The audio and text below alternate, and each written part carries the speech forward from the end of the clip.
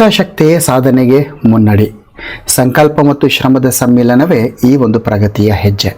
ಮನಸ್ಸಿದ್ದರೆ ಮಾರ್ಗ, ಸಂಕಲ್ಪವೇ ಯಶಸ್ಸಿನ ಮೊದಲ ಮೆಟ್ಟಿಲು. ಆತ್ಮೀಯರೇ, ಎಲ್ಲರಿಗೂ ನಮಸ್ಕಾರಗಳು. ಸರ್ಕಾರಿ ಪ್ರೌಢಶಾಲೆ ಕಲ್ಲಂಗರ್ಗ, ಕಲಬುರಗಿ ಉತ್ತರ ವಲಯದ ತಾಲೂಕಿನಲ್ಲಿ ಬರುವಂತಹ ನಮ್ಮ ಶಾಲೆ. ನಮ್ಮ ಶಾಲೆಯಲ್ಲಿ 125 ವಿದ್ಯಾರ್ಥಿನಿಯರು, 114 ವಿದ್ಯಾರ್ಥಿಗಳು ಅಧ್ಯಯನ ಮಾಡ್ತಾ ಇದ್ದಾರೆ. ನಮ್ಮ ಶಾಲೆ ಸಮಾಜವನ್ನು ಪ್ರತಿಬಿಂಬಿಸುವಂಥ ಒಂದು ಶಾಲೆ. ಏಕೆಂದರೆ ನಮ್ಮ ಶಾಲೆಯಲ್ಲಿ ವಿವಿಧ ಧರ್ಮದ, ವಿವಿಧ ಜಾತಿಯ, ವಿವಿಧ ಆರ್ಥಿಕ ಹಿನ್ನೆಲೆ ಹೊಂದಿರುವ, ವಿವಿಧ ಸಂಸ್ಕೃತಿ ಹಿನ್ನೆಲೆಯನ್ನು ಹೊಂದಿರುವಂಥ ಮಕ್ಕಳು ನಮ್ಮ ಶಾಲೆಯಲ್ಲಿ ಅಧ್ಯಯನ ಮಾಡ್ತಾರೆ. ನಮ್ಮ ಶಾಲೆಯ ಮತ್ತೊಂದು ಪ್ರಬಲವಾದ ಶಕ್ತಿ ನಮ್ಮ ಶಾಲೆಯ ಮಾನವ ಸಂಪನ್ಮೂಲ, ಅದುವೇ ನಮ್ಮ ಶಿಕ್ಷಕರು. ಅತ್ಯಂತ ಅನುಭವಿ, ವಿಷಯ ಪಾಂಡಿತ್ಯ ಹೊಂದಿರುವಂಥ ಶಿಕ್ಷಕರ ಬಳಗವೇ ನಮ್ಮ ಶಾಲೆಯಲ್ಲಿ ಇದೆ. ಇದರ ಜೊತೆಯಲ್ಲಿ ವಿಶಾಲವಾದ ಶಾಲಾ ಮೈದಾನ, ಅದ್ಭುತವಾದ ಪ್ರಯೋಗಾಲಯ, ಎಲ್ಲ ಉಪಕರಣ ಹೊಂದಿರುವಂತಹ ಕ್ರೀಡಾಕೋಣೆ, ಪುಸ್ತಕಗಳ ಭಂಡಾರ ಹೊಂದಿರುವಂಥ ಗ್ರಂಥಾಲಯ, ಅತ್ಯಂತ ಶುಚಿಯಾಗಿರುವಂಥ ಅಡಿಗೆ ಕೋಣೆ, ಕಂಪ್ಯೂಟರ್ ಕೋಣೆ, ಹೊಲಿಗೆ ಶಿಕ್ಷಕರ ಕೋಣೆ, ಕುಡಿಯುವ ನೀರಿನ ವ್ಯವಸ್ಥೆ, ಶೌಚಾಲಯ, ಅನೇಕ ಒಂದು ಮೂಲಭೂತ ಸೌಕರ್ಯಗಳನ್ನು ಹೊಂದಿರುವಂಥ ಅದ್ಭುತವಾಗಿರುವಂಥ ಶಾಲೆ ಸರ್ಕಾರಿ ಪ್ರೌಢಶಾಲೆ ಕಲ್ಲಂಗರ್ಗ.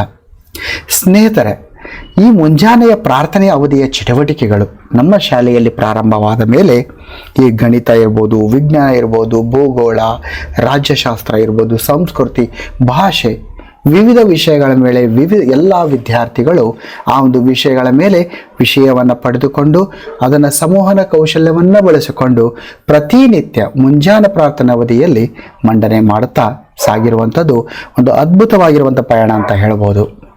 ಸೊ ಈ ಒಂದು ಚಟುವಟಿಕೆಯಿಂದ ಮಕ್ಕಳಲ್ಲಿ ವಿಷಯ ಪಾಂಡಿತ್ಯ, ಸಂವಹನ ಕೌಶಲ್ಯ ಇತ್ಯಾದಿಯ ಒಂದು ಪ್ರಯೋಜನ ಪಡೆದಿರುವಂಥ ಸುನೀತಾ 10ನೇ ತರಗತಿ ವಿದ್ಯಾರ್ಥಿನಿ ತಾಲೂಕು ಮಟ್ಟದಲ್ಲಿ ವಿಜ್ಞಾನ ವಿಚಾರಗೋಷ್ಠಿಯಲ್ಲಿ ಪ್ರಥಮ ಸ್ಥಾನ ಪಡಿತಾಳೆ. ಮುಂದೆ ಅವಳು ಜಿಲ್ಲಾ ಮಟ್ಟದಲ್ಲಿ ಕೂಡ ವಿಜ್ಞಾನ ವಿಚಾರಗೋಷ್ಠಿಯಲ್ಲಿ ಪ್ರಥಮ ಸ್ಥಾನವನ್ನು ಪಡೆದು ಮುಂದೆ ರಾಜ್ಯ ಮಟ್ಟದ ಸ್ಪರ್ಧೆಯಲ್ಲಿ ಕೂಡ ಪಾಲ್ಗೊಳ್ಳುತ್ತಾಳೆ. ಇವಳ ಈ ಒಂದು ಪಯಣದ ಹಾದಿಯಲ್ಲಿ ಅನೇಕ ಸರ್ಕಾರಿ, ಖಾಸಗಿ ಶಾಲೆಯ ವಿದ್ಯಾರ್ಥಿಗಳೊಂದಿಗೆ ಪೈಪೋಟಿಯನ್ನು ಮಾಡಿ ರಾಜ್ಯ ಮಟ್ಟದ ಸ್ಪರ್ಧೆಯಲ್ಲಿ ಪಾಲ್ಗೊಳ್ಳಲಿಕ್ಕೆ ಕಾರಣ ಈ ಒಂದು ಮುಂಜಾನೆಯ ಪ್ರಾರ್ಥನೆ ಅವಧಿಯ ಚಟುವಟಿಕೆಗಳು. ಈ ಅವಧಿಯ ಚಟುವಟಿಕೆಗಳು ಅವಳಲ್ಲಿ ವಿಷಯ ಪಾಂಡಿತ್ಯ, ಸಂವಹನ ಕೌಶಲ್ಯ ಮತ್ತು ಈ ಒಂದು ವೇದಿಕೆಯ ಮೇಲೆ ಯಾವ ರೀತಿ ಅತ್ಯಂತ ಒಂದು ಪ್ರಬಲವಾಗಿ, ಅತ್ಯಂತ ಆತ್ಮವಿಶ್ವಾಸದಿಂದ ವಿಷಯ ಮಂಡನೆ ಮಾಡುವುದನ್ನು ಕಲಿತಿರುವಂಥದ್ದು ಈ ಮುಂಜಾನೆ ಪ್ರಾರ್ಥನೆ ಅವಧಿಯ ಚಟುವಟಿಕೆಯಿಂದ. ಇದರ ಜೊತೆಯಲ್ಲಿ 10ನೇ ತರಗತಿಯ ಚೈತನ್ಯ ಒಂದು ಪ್ರಾಚ್ಯ ಪ್ರಜ್ಞೆ ವಿಷಯದ ಮೇಲೆ ಜಿಲ್ಲಾ ಮಟ್ಟದಲ್ಲಿ ಒಂದು ಪ್ರಬಂಧ ಸ್ಪರ್ಧೆಯಲ್ಲಿ ಅವಳು ಪಾಲ್ಗೊಂಡು ಅಲ್ಲಿ ಕೂಡ ತನ್ನ ಸ್ಥಾನವನ್ನು ಗಟ್ಟಿಗೊಳಿಸ್ಕೊಳ್ತಾಳೆ. ಇದರ ಜೊತೆಯಲ್ಲಿ ಇಲ್ಲಿ ಪ್ರಣೀತಾ ಈ ಒಂದು ಗ್ರಾಮೀಣ ಮಟ್ಟದ ಒಂದು ರಸಪ್ರಶ್ನೆ ಸ್ಪರ್ಧೆಯಲ್ಲಿ ಅವಳು ಕೂಡ ವಿಭಾಗೀಯ ಮಟ್ಟಕ್ಕೆ ತಲುಪಿರುವಂಥದ್ದು. ಇದೆಲ್ಲ ಒಂದು ಕ್ರೆಡಿಟ್ ಎದಕ್ಕೆ ಹೋಗುತ್ತೆ ಅಂದರೆ ಮುಂಜಾನೆ ಪ್ರಾರ್ಥನಾ ಅವಧಿಯ ಚಟುವಟಿಕೆಗಳು ಅಂತ ನಾವು ಹೇಳ್ತೀವಿ. ಸ್ನೇಹಿತರೆ, ಈ ಒಂದು ಪರಿಹಾರ ಬೋಧನೆ ಅಂದರೆ ಈ ನಿಧಾನ ಕಲಿಕೆಯ ಮಕ್ಕಳಿರ್ಬೋದು ಅಥವಾ ತೀವ್ರಗತಿಯ ಕಲಿಕೆಯ ಮಕ್ಕಳಾಗಿರ್ಬೋದು. ಸೊ ಈ ಒಂದು ಮಕ್ಕಳನ್ನು ಒಂದು ಕಲಿಕೆಯಲ್ಲಿ ಸರಿದೂಗಿಸುವ ನಿಟ್ಟಿನಲ್ಲಿ ಪರಿಹಾರ ಬೋಧನೆ ನಮ್ಮ ಶಾಲೆಯಲ್ಲಿ ಅತ್ಯಂತ ವಿನೂತನವಾಗಿ, ನಾವೀನ್ಯತವಾಗಿ ನಾವು ಅನುಷ್ಠಾನಗೊಳಿಸಿದ್ದೇವೆ. ಸೊ ಇಲ್ಲಿ ಈ ಒಂದು ಪರಿಹಾರ ಬೋಧನೆ ಹೇಗೆ ತಾವು ಗಮನಿಸ್ತಾ ಇದ್ದೀರಿ. ಮೊದಲನೇ ಒಂದು ಚಿತ್ರದಲ್ಲಿ ಶಿಕ್ಷಕರು ಮಕ್ಕಳೊಂದಿಗೆ ಮಕ್ಕಳಾಗಿ, ಮಕ್ಕಳ ಮಧ್ಯದಲ್ಲಿ ಈ ಒಂದು ಮಕ್ಕಳನ್ನು ಪರಿಹಾರ ಬೋಧನೆಯಲ್ಲಿ ತೊಡಗಿಸಿ ಮಕ್ಕಳ ಮನಸ್ಪರ್ಶವಾಗುವಂತೆ ಮಕ್ಕಳನ್ನು ಕಲಿಕೆಯಲ್ಲಿ ತೊಡಗಿಸುವಂತೆ ಮಾಡಿರುವಂಥ ಪ್ರಯತ್ನ. ಎರಡನೇದು ಪರಿಹಾರ ಬೋಧನೆಯಲ್ಲಿ ತಂತ್ರಜ್ಞಾನದ ಸ್ಪರ್ಶ, ಸ್ಮಾರ್ಟ್ ಬೋರ್ಡ್ ಬಳಕೆ. ಸ್ವತಃ ವಿದ್ಯಾರ್ಥಿಗಳು ಸ್ಮಾರ್ಟ್ ಬೋರ್ಡ್ ಬಳಕೆಯನ್ನು ಮಾಡಿ ತಾವು ಯಾವ ಒಂದು ಕಲಿಕಾಂಶದಲ್ಲಿ, ಯಾವ ಒಂದು ಕಲಿಕಾಪರದಲ್ಲಿ ಹಿಂದುಳಿದಿದ್ದಾರೆ ತಮ್ಮನ್ನು ತಾವು ಸರಿದೂಗಿಸಲಿಕ್ಕೆ ತಂತ್ರಜ್ಞಾನದ ಸ್ಪರ್ಶ. ಮೂರನೇ ಒಂದು ನೋಡ್ತಾ ಹೋದಾಗ ನಾವು ಇಲ್ಲಿ ವಿದ್ಯಾರ್ಥಿಗಳ ಸಹಪಾಠಿ ಕಲಿಕೆಗೆ ಒತ್ತನ್ನು ಕೊಟ್ಟಿರುವಂಥದ್ದು. ಮುಂದೆ ಈ ಒಂದು ಟ್ಯಾಬ್ ಏನಿರ್ತವೆ, ಟ್ಯಾಬ್ಗಳನ್ನು ಬಳಸಿ, ತಂತ್ರಜ್ಞಾನವನ್ನು ಬಳಸಿ, ಅಂತರ್ಜಾಲವನ್ನು ಬಳಸಿ ಮಕ್ಕಳಿಗೆ ಅಮೂರ್ತವಾಗಿರುವಂಥ ಪರಿಕಲ್ಪನೆಗಳನ್ನು ಮೂಡಿಸಿರುವಂಥದ್ದು. ಜೊತೆಯಲ್ಲಿ ಕಲಿಕೆ ಮತ್ತು ಮೌಲ್ಯಮಾಪನ ಜೊತೆಗೆ ಸಾಗಿರುವಂಥ ಚಿತ್ರ 5. ಸೊ ಈ ರೀತಿ ಪರಿಹಾರ ಬೋಧನೆಯಲ್ಲಿ ಸ್ಮಾರ್ಟ್ ಬೋರ್ಡ್, ಟ್ಯಾಬ್ ಬಳಕೆ, ಗುಂಪು ಕಲಿಕೆಗೆ ಅವಕಾಶ, ಸಹಪಾಠಿ ಕಲಿಕೆಗೆ ಅವಕಾಶ ಕಲ್ಪಿಸಿರುವಂಥ ಪ್ರಯುಕ್ತ ಮಕ್ಕಳು ಆಸಕ್ತಿದಾಯಕ ಕಲಿಕೆಯಲ್ಲಿ ತೊಡಗಿಸಿಕೊಂಡಿರುವುದು ಕಂಡುಬಂದಿತು. ಇದು ಈ ಒಂದು ಮಕ್ಕಳು ಆ ಒಂದು ಕಲಿಕೆಯ ಮುಖ್ಯ ವಾಹಿನಿಗೆ ಬರಲಿಕ್ಕೆ ಅತ್ಯಂತ ಸಹಾಯವಾಗಿತ್ತು. ಇನ್ನು ಈ ಒಂದು ಪಾಲಕರ ಸಭೆ. ನಾವೆಲ್ಲ ಗಮನಿಸಿದ ಹಾಗೆ ಈ ಒಂದು ಶಿಕ್ಷಣ ವ್ಯವಸ್ಥೆ ಸುತ್ತಲೂ ನಾವು ಇರ್ತೀವಿ. ಮಗುವಿನ ಸುತ್ತಲೂ ಶಿಕ್ಷಕರು, ಪೋಷಕರು, ಪಾಲಕರು, SDMC, ಸಮಾಜ, ಇಲಾಖೆ. ಸೊ ಇವುಗಳೆಲ್ಲವೂ ಕೂಡ ಮಕ್ಕಳ ಸುತ್ತಲೂ ಇದ್ದು ಮಕ್ಕಳನ್ನು ಕಲಿಕೆಯಲ್ಲಿ ತೊಡಗಿಸುವಂಥದ್ದು ಒಂದು ಪ್ರಯತ್ನ. ಸೊ ಈ ಒಂದು ನಿಟ್ಟಿನಲ್ಲಿ ಮಕ್ಕಳು ತಮ್ಮ ಮನೆಯಲ್ಲಿ ಕಲಿಬೇಕಾದಾಗ ಉತ್ತಮವಾದ ಕಲಿಕಾ ವಾತಾವರಣ ನಿರ್ಮಿಸುವಂಥದ್ದು ಅತ್ಯಂತ ಅಗತ್ಯ. ಅದು ಪಾಲಕ ಮತ್ತು ಪೋಷಕರ ಜವಾಬ್ದಾರಿ.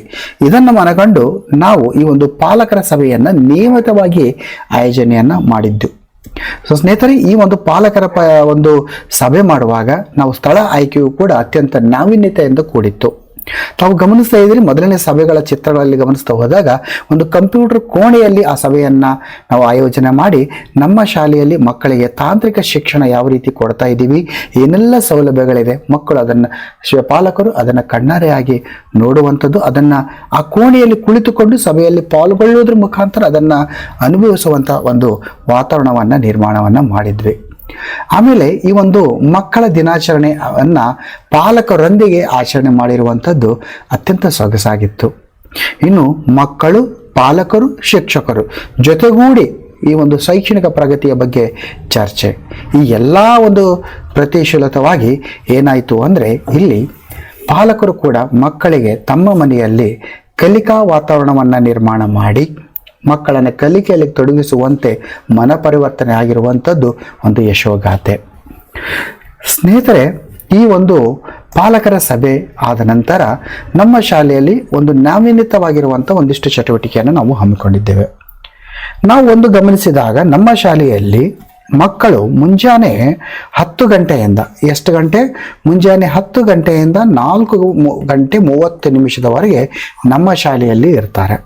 ಅದಾದ ನಂತರ 4:30 ಮತ್ತೆ ಮುಂಜಾನೆ 10 ಗಂಟೆಯವರೆಗೆ ಮನೆಯ ವಾತಾವರಣದಲ್ಲಿ ಇರ್ತಾರೆ. ಸೊ ಈ ಒಂದು ಸಮಯವನ್ನ ನಾವು ಹೇಗೆ ಸದ್ಬಳಕೆ ಮಾಡಿಕೊಂಡು ಮಕ್ಕಳನ್ನ ಕಲಿಕೆಯಲ್ಲಿ ತೊಡಗಿಸಬೇಕು.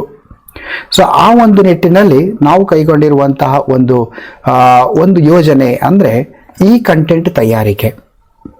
ಸೊ ಈ ಕಂಟೆಂಟ್ ತಯಾರಿಕೆ ಮಾಡಿ ಅದನ್ನು ಸಾಮಾಜಿಕ ಮಾಧ್ಯಮಗಳಾದ ಯೂಟ್ಯೂಬ್ ಮುಖಾಂತರ ಇರ್ಬೋದು, ಸೊ ವಿವಿಧ ಒಂದು ಮಾಧ್ಯಮಗಳ ಮುಖಾಂತರ ಆ ಮಕ್ಕಳಿಗೆ ತಲುಪಿಸುವಂಥ ಕಾರ್ಯಕ್ರಮ. ಸ್ನೇಹಿತರೆ, ತಾವಿಲ್ಲಿ ಗಮನಿಸ್ತಾ ಇದ್ದೀರಿ, ಇಲ್ಲಿ ಗಣಿತದ ಈ ಕಂಟೆಂಟ್ಗಳನ್ನು ತಯಾರಿಸಿರುವಂಥದ್ದು. ಇಲ್ಲಿ ಒಂದೆರಡನ್ನು ಓಪನ್ ಮಾಡಿ ನಿಮಗೆ ತೋರಿಸಿರ್ತೀನಿ ನಾನು. ಸೊ ಇಲ್ಲಿ ಈ ಒಂದು ಗಣಿತದ ಈ ಕಂಟೆಂಟ್ಗಳನ್ನು ತಯಾರಿಸಿ ಮಕ್ಕಳು ಆ ಮನೆಯಲ್ಲೇ ಕುಳಿತುಕೊಂಡು ಈ ಕಂಟೆಂಟ್ಗಳನ್ನು ನೋಡಿಕೊಂಡು ಇಲ್ಲಿ ಕಲಿಯುವಂಥದ್ದು. ತಾವು ಗಮನಿಸ್ತಾ ಇದ್ದೀರಿ ನೋಡಿ, ಇಲ್ಲಿ ಗಣಿತದ ವಿವಿಧ ವಿಷಯಗಳ ಮೇಲೆ ಒಂದು ಮಕ್ಕಳು ಯಾವ ರೀತಿಯಲ್ಲಿ ಕಲಿಲಿಕ್ಕೆ ಅವಕಾಶ ಇದೆ ಈ ಕಂಟೆಂಟ್ ಅಂತ. ಎರಡದು, ವಿಜ್ಞಾನ ವಿಷಯದಲ್ಲಿ ಕೂಡ ಇಲ್ಲಿ ಯೂಟ್ಯೂಬ್ ಲೈವ್ ತರಗತಿಗಳನ್ನು ಆಯೋಜನೆ ಮಾಡಿರುವಂಥದ್ದು ಅತ್ಯಂತ ವಿಶೇಷವಾಗಿರುವಂಥದ್ದು. ತಾವಿಲ್ಲಿ ಗಮನಿಸ್ತಾ ಇದ್ದೀರಿ, 2025-26ನೇ ಸಾಲಿನಲ್ಲಿ ಇಲ್ಲಿ ಸುಮಾರು 40 ಯೂಟ್ಯೂಬ್ ಲೈವ್ ಸ್ಟ್ರೀಮಿಂಗ್ ಅನ್ನ ನಾವು ಕಂಡಕ್ಟ್ ಮಾಡೋದ್ರ ಮುಖಾಂತರ ಮಕ್ಕಳು ತಮ್ಮ ಮನೆಯಲ್ಲೇ ಕಲಿಕೆಯಲ್ಲಿ ತೊಡಗಿಸುವಂತ ಒಂದು ಸೌಲಭ್ಯವನ್ನ ಕಲ್ಪಿಸಿದ್ವಿ. ಇನ್ನು ಮಾನಸಿಕ ಮತ್ತು ದೈಹಿಕ ಆರೋಗ್ಯ ಅತ್ಯಂತ ಇಂಪಾರ್ಟೆಂಟ್ ಆಗುತ್ತೆ. ಸದೃಢವಾದ ದೇಹದಲ್ಲಿ ಸದೃಢವಾದ ಮನಸ್ಸು ಅಂತ ಈ ಒಂದು ಮಹಾತ್ಮ ಗಾಂಧಿಯವರ ಮಾತು ನೆನಪಾಗುತ್ತೆ. ಶಕ್ತಿಯು ದೈಹಿಕ ಸಾಮರ್ಥ್ಯದಿಂದ ಬರುವುದಿಲ್ಲ, ಅದು ಅದಮ್ಯವಾದ ಇಚ್ಛಾಶಕ್ತಿಯಿಂದ ಬರುತ್ತದೆ. ಸೊ ಅದನ್ನು ಮನಗಂಡ ನಾವು ಈ ಮಾನಸಿಕ ಮತ್ತು ದೈಹಿಕ ಆರೋಗ್ಯಕ್ಕಾಗಿ ಯೋಗ ಕಾರ್ಯಕ್ರಮಗಳನ್ನು ನಾವು ಇಲ್ಲಿ ಹಮ್ಮಿಕೊಂಡಿದ್ವಿ. ಸೊ ಈ ಒಂದು ಯೋಗ ಕಾರ್ಯಕ್ರಮವನ್ನು ಹಮ್ಮಿಕೊಂಡು ಇಲ್ಲಿ ಮಕ್ಕಳನ್ನು ಕೂಡ ಈ ಯೋಗದ ಒಂದು ಚಟುವಟಿಕೆಯಲ್ಲಿ ಪಾಲ್ಗೊಳ್ಳುವಂತೆ ಮಾಡಿ ಅವರಿಗೆ ದೈಹಿಕವಾಗಿ ಮಾನಸಿಕವಾಗಿ ಅತ್ಯಂತ ಸದೃಢಗೊಳಿಸುವಂಥ ಪ್ರಯತ್ನ ನಮ್ಮದಾಗಿತ್ತು. ತಾವಿಲ್ಲಿ ಗಮನಿಸ್ತಾ ಇದ್ದೀರಿ, ಇಲ್ಲಿ ಮಕ್ಕಳನ್ನು ನಾವು ಈ ಒಂದು ಯೋಗದಲ್ಲಿ ತೊಡಗಿಸಿರುವಂಥದ್ದು ಅತ್ಯಂತ ವಿಶೇಷ. ಇದಾದ ನಂತರ ಮಕ್ಕಳಿಗೆ ಶಾಲಾ ನಾಯಕತ್ವ. ನಮ್ಮ ಶಾಲೆಯಲ್ಲಿ ಶಾಲಾ ಸಂಸತ್ತನ್ನು ರಚನೆ ಮಾಡಿ ಅಲ್ಲಿ ಪ್ರತಿಯೊಬ್ಬ ವಿದ್ಯಾರ್ಥಿಗಳಿಗೂ ಕೂಡ ತಮ್ಮದೇ ಆಗಿರುವಂಥ ಒಂದು ಜವಾಬ್ದಾರಿಯನ್ನು ಕೊಡೋದರ ಮುಖಾಂತರ ವಿದ್ಯಾರ್ಥಿಗಳಲ್ಲಿ ಶಾಲಾ ನಾಯಕತ್ವವನ್ನು ಬೆಳೆಸುವಂಥ ಪ್ರಯತ್ನವನ್ನು ಮಾಡಲಾಯಿತು. ತಾವಿಲ್ಲಿ ಗಮನಿಸ್ತಾ ಇದ್ದೀರಿ, ಶಾಲಾ ಒಂದು ಸಂಸತ್ತಿನಲ್ಲಿ ಮತಗಟ್ಟೆಯ ಏಜೆಂಟ್ ಆಗಿರ್ಬೋದು, ಚುನಾವಣೆ ಅಧಿಕಾರಿ ಆಗಿರ್ಬೋದು, ರೂಟ್ ಆಫೀಸರ್ಸ್ ಆಗಿರ್ಬೋದು, ಎಲ್ಲ ಕರ್ತವ್ಯಗಳನ್ನು ಮಕ್ಕಳೇ ನಿರ್ವಹಿಸಿ ಪ್ರತಿನಿತ್ಯದ ಚಟುವಟಿಕೆಗಳನ್ನು ನಿರ್ವಹಿಸುವಲ್ಲಿ ಮಕ್ಕಳು ತಾವು ಮುನ್ನುಗ್ಗುತ್ತಿರುವುದು ಶಾಲಾ ನಾಯಕತ್ವದ ಗುಣವನ್ನು ಬೆಳೆಸಲಿಕ್ಕೆ ಅತ್ಯಂತ ಸಹಾಯಕಾರಿ ಆಗಿತ್ತು. ಸ್ನೇಹಿತರೆ, ಒಟ್ಟಾರೆಯಾಗಿ ಈ ಒಂದು ಏನಿದೆ ಇಲ್ಲಿ ಸ್ವಾಮಿ ವಿವೇಕಾನಂದರ ಒಂದು ಮಾತು, 100 ಬಾರಿ ಸೋತರೂ ಪರವಾಗಿಲ್ಲ, ಮತ್ತೊಮ್ಮೆ ಪ್ರಯತ್ನಿಸು. ಆ ಒಂದು ಪ್ರಯತ್ನಿಸುವಂಥ ಇಚ್ಛೆ ನಿನ್ನಲ್ಲಿ ಇದ್ದಲ್ಲಿ ಖಂಡಿತವಾಗಿ ಯಶಸ್ಸು ನಿನ್ನದಾಗಿರುತ್ತದೆ. ಬಾಹ್ಯ ಶಕ್ತಿಗಿಂತ ಆಂತರಿಕ ಶಕ್ತಿ ಬಹಳ ದೊಡ್ಡದು. ಸೋಲೆ ಗೆಲುವಿನ ಸೋಪಾನ. ಸೊ ಈ ಒಂದು ನಿಟ್ಟಿನಲ್ಲಿ ಈ ಒಂದು ಪ್ರಗತಿಯ ಹೆಜ್ಜೆ ಪಥದಲ್ಲಿ ನಮ್ಮ ಶಾಲೆಯು ಮುನ್ನುಗ್ತಾ ಇದೆ ಅಂತ ಹೇಳೋದಕ್ಕೆ ಸಂತೋಷವಾಗ್ತಾ ಇದೆ. ಎಲ್ಲರಿಗೂ ಧನ್ಯವಾದಗಳು. ನಮಸ್ಕಾರ.